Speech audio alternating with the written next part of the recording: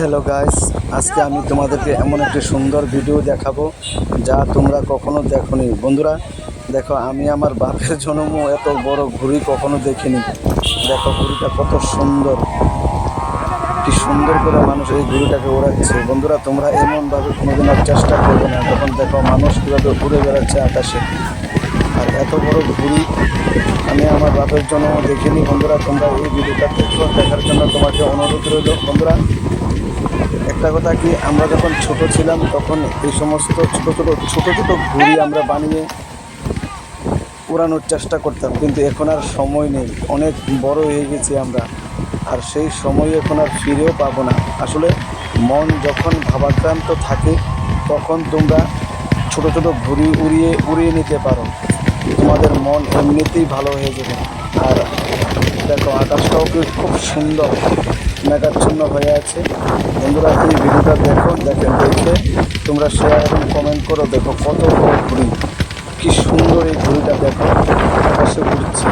আমি চাই তোমরা এই ভিডিওটাকে শেয়ার করে দাও।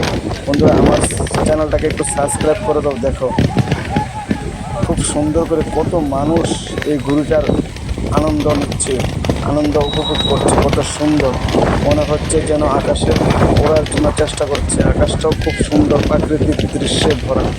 বন্ধুরা তোমরা সবাই ভালো থাকো, সেটাই আমার কাম্য, এবং ভালো থাকার জন্য আমি চাই। দেখো একটা ঘুড়ি উড়াতে গিয়ে কত মানুষ এবং কত মোটা রশি দিয়ে কত লোক এই ঘুড়িটাকে উড়ানোর চেষ্টা করছে বা উড়ছে।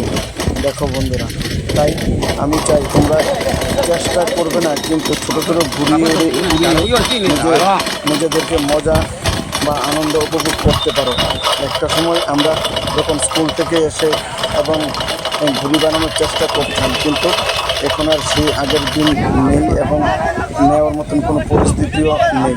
বন্ধুরা আমার খুব ভিডিওটা ভালো লাগলো এবং দেখলাম, তাই তোমরা এই ভিডিওটা দেখো এবং কমেন্ট করো, তাই এটাই আমি চাই।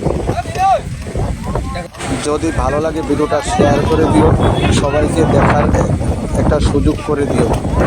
দেখো জায়গাটাও অনেক সুন্দর, প্রাকৃতিক দৃশ্যে ভরা। বন্ধুরা তোমরা সবাই ভালো থাকো, সুস্থ থাকো, আমার এই ভিডিওটা দেখো।